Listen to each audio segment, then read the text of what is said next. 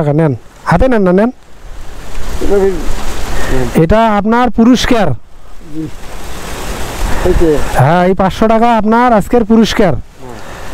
আপনি যে আপনার ইমান যে মজবুত, এটা আপনি আল্লাহকে দেখাইছেন, আমাকেও দেখাইলেন। আপনার টাকা থেকে আপনার রোজাটা সব থেকে বড়। এই জন্য মনে করেন আল্লাহর তরফ থেকে এই 500 টাকা আপনার কাছে আজকে আসছে।